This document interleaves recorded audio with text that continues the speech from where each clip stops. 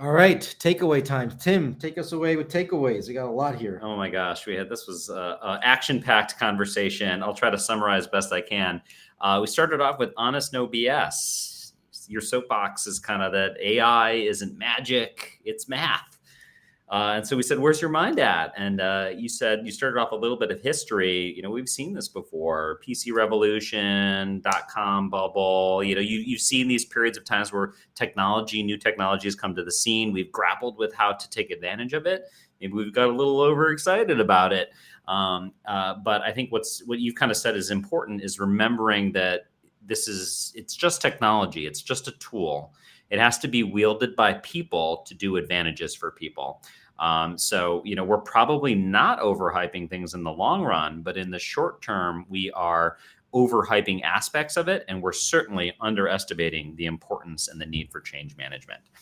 So I thought that was a good way to start things. Also, you noted that there's a lot of uncertainty going on right now.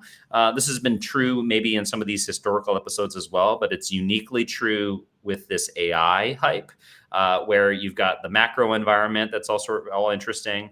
And then there's, how will AI impact us? Is it going to replace jobs? Is it going to give people superpowers and make them 100 times more productive? Like, we don't exactly know how it's going to affect our organizations. And also, you've got this incredible optimism and also incredible pessimism at the same time about what the future could hold. In 2 years, is Skynet going to kill us all, or are we all going to turn into demigods? I don't know. Like, anything is possible.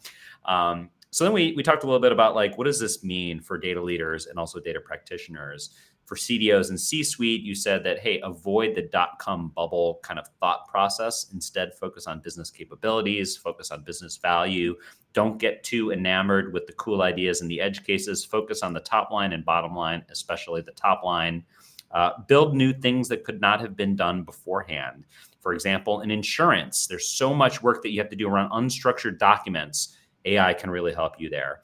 Also, Juan mentioned about data migrations from old legacy systems. Used to be no ROI, right? But now maybe there is ROI. Maybe we can automate enough of that, right? For data practitioners, especially modelers, while LLMs have their place, the future for business is really around smaller models. We spent a good chunk of time talking about what the smaller language models could mean, and the fact that really for to try to manage hallucinations, to try to manage explainability, you're probably going to be using smaller language models, more fit for purpose models in the future, and agentic architectures that tie them all together. So I thought that was very interesting. Juan, what were your big takeaways? Well, I love the whole roles discussion they had, right? I was like, we had the data scientist, data engineer. What's next? You're saying that you called it probably not so sexy, but I think it's really damn cool. It's a data librarian, right? We need that. You said we need that Dewey Decimal System for our data to understand what value provides, what reliability it should receive, and so forth. Libraries are something that people have created to go share information, but the issue is that a lot of companies don't want to share information with each other, right? The data product work would fall into this category. Something you also bring up is AI doesn't talk with other human beings, and they live who live in the real world. So it really needs to understand that context, and that's where people are going to come in. So what are people? Do people in these data librarian roles? Do you have to really learn and understand other people's jobs?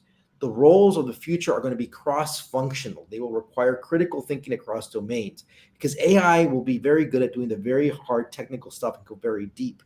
But going across, like, that is the human value right there. And just remember, it's a great tool. And then when we talk about AI readiness, any project without the foundations is destined to crumble. The foundation isn't just technology, and this is what many people think about it. It's technology. It's really culture and people who are ready for that change. Before, we've been always in focus on technology and then people. AI ready is more about people and the business outcomes. Again, data is not about technology. It's about translating. It has always been about the business and the business value. All right. How did we do? Anything we missed? No, that was awesome. All right. Well, that's without no AI right there. That's cross-functional, going across all this stuff.